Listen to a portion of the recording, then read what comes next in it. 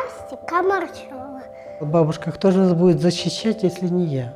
Первые 2 недели мы просто спали. Мы не ели, ничего, мы плакали и спали. Я говорю по-грузински. Вот мы должны сохранить жизнь, а все остальное приладится. Мы жили в Новой Каховке и в Малой Каховке. У нас в Новой Каховке она жила, у нее была квартира, а у меня дом в Малой Каховке. Это буквально 12 километров. Это возле Херсона. Я работала архитектором в проектном институте. Ну, это планирование, архитектура зданий, посадка зданий, ландшафт возле здания, уже сделан искусственно, который делается тогда, когда уже здание новое садится. И дома стоят, и школы, и садики, и комплексы, ну, все, которые мы проектировали. У меня украинский был садик, я учила зверей. Учила зверей. Я учила лисичку, а потом божью коровку, а потом... Ну, это когда ты маленькая была, да? Да. А потом я учила бабочку. Мгм. Я говорю по-грузински. А как здрасте? Здрасте, Камарчева. А как мальчик? Бичу. А девочка? Го-го. Ой, вы знаете, там же общаются только на грузинском. Я ей говорю, и сказки читает на грузинском. Я говорю, Лиза, ты понимаешь? Да. Ну, не все, но понимаю. Потом они готовятся к утреннику и учат песни. Ну, у них там очень хороший человек, который занимается этой программой. Вообще умничка. И это самое. И они выучили грузинскую песню. Начались песни, аккорды, музыка, все. Она вышла вперед и сольно, на чисто грузинском языке спела эту песню. Мы были в шоке. У меня еще 4 внуков, кроме Лизы. Одному внуку уже 26 лет, второй внук у нас умер в младенчестве, и 2 внучка одинаковые, по 17 лет. Они учатся онлайн, а старший воюет на войне, под Киевом служит. Был в Гостомеле, был в настоящей войне. Война для таких молодых людей не проходит даром. Это очень такой психологический срыв. Но я даже не думала, что наши внуки, что они такие будут ответственные. Они сразу пошли на войну. Они даже ни минуты не колебались, понимаете? Он сказал, бабушка, кто же нас будет защищать, если не я? До этого он окончил Харьковскую академию летную, но на факультете программиста. И беспрекословно сразу пошел. Хотя мы как родители, как бабушки, мы остерегали, хотели, его можно было, ну, еще грубо не брать, ну, он сам пошел. Наша местность была оккупирована с первого дня. 24 числа утром, очень рано, утром еще темно было, часа 4, мы услышали, что вообще не поняли сразу, взрывы, и канализационные люки начали подниматься и падать. Мы до последнего не думали, что это будет война, совершенно. И когда мы уже утром стало видно все, мы увидели машины с буквой Z, которые ездят, людей военных с автоматами. Они просто оккупировали нашу территорию. Люди, которые вот ехали с работы, не зная, что уже начались такие события,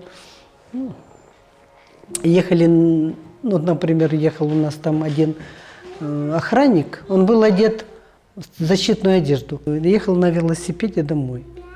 Его просто забрали, потом отпустили и расстреляли. Люди, которые работали в исполкомах, которые работали во власти, их, конечно, кто не успел уехать, их ловили, вылавливали, их забирали в подвалы, пытали. Некоторых убивали, некоторые, которые живучие, оставались жить. Но это уже были большие калеки. Вот это было такая здесь. Сейчас они, конечно, такое впечатление, что они пришли надолго. А мы находились в зоне перелета. Дети мои первые, вторые дети, потом приехали знакомые, у нас хороший дом. И когда мы строили, честно строили, понимаете, по всем законам строительства. И мы построили очень укрепленный подвал. Этот подвал, наверное, все может выдержать, потому что он сделал правильно. И вот люди приехали, чтобы у нас быть. И буквально 300 метров от нас находилось орудие, которое стреляли. Стреляли по всему району. И мы просто находились в зоне перелета. Вот наш дом, вот это орудие и зона перелета. И вот это, понимаете, дети не спали, дети не ели. Детей истерика была, плакали. Понимаете, мы не были готовы к этому. И потом буквально через 2 месяца мы решили просто уехать. Еще была возможность уехать через Крым, и мы автобусом сюда приехали. Взяли спортивные сумочки. Нам сказали, что война кончится через 2 месяца. Мы на такое рассчитывали. Если бы не состояние детей такое удручающее, мы бы, конечно, не уехали, может быть. Мы, может быть, там и остались. А сейчас, конечно, я считаю, что мы правильно сделали, потому что как начались боевые действия, так они и продолжаются. Сейчас стали усиливаться. Да, все незнакомые. Но у нас, моей дочки, здесь жил и живет сейчас человек, с которым она училась в Одессе. И когда он узнал, что началась война, он просто позвонил и сказал: приезжайте, я вам сниму квартиру, вы будете уже жить в квартире и будете знать, что у вас есть жилье. Мы приехали действительно в квартиру, так и живем в этой квартире уже почти 2 года. И мы, понимаете, мы в таком состоянии были, как я говорю, пришибленном, понимаете. Вот такое нас событие пришибло чуть-чуть. И мы как-то первые 2 недели мы просто спали. Мы не ели, ничего, мы плакали и спали.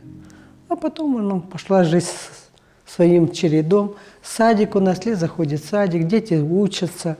Все. А потом старшая дочка, ей предложили работу, но сказали, что надо быть в Киеве. И она поехала в Киев и работала онлайн со своими сотрудниками. Я на время войны сильно потеряла зрение. И вот что я могу делать, так вот это такие цветы. Я их делаю на ощупь. Хотела бы продавать, но у меня дарить их получается классно. Серьезно, я так и говорю, как есть. Вот это такие, но я там еще изобрела 6 видов, таких разных. Провожу мастер-классы. Провожу мастер-классы по тому, что я знаю, понимаете. Я это дело, я просто любила это дело всегда. Чем оно ценное, что оно сделано на ощупь. Некоторые говорят, мы со зрением не можем сделать. Девочки, надо практиковаться. Везде на наших вот этих помощях я везде делаю мастер-классы, кто хочет. Всем нравится, всем красиво. У меня диабет 2 степени. Он у меня, когда началась война, он вообще озверел, понимаете? Все же на нервах. И вот я брала препараты у вас, я ходила туда. Конечно, огромное спасибо. Потом я делала уколы в глаза, и мне тоже ваша организация помогла. Немножко. Потом World Vision мне немножко помог тоже. Но как-то повернулось немножко не так эти уколы. Или они мне не пошли, или пошли, дали плохую реакцию. И у меня такое со мной было, что я думала, что я просто умру. Я была в больнице, лежала в больнице, у меня все лицо было изображено. Все. Оно было как аватар. Аватар еще лучше. Потом прошло, капали неделю, после этого училась ходить. Понимаете, прогрессирующий фактор стала война. Мы все оставили и уехали. Мы же через 2 месяца приедем. Но но мы сохранили жизнь. И я сейчас дочке тоже говорю, ты не оставайся в Киеве, сейчас опасно стало. Очень стали бомбить, очень. Я говорю, я тебя прошу, ты понимаешь, что ты даешь детям жизнь для того, чтобы ее сохранить?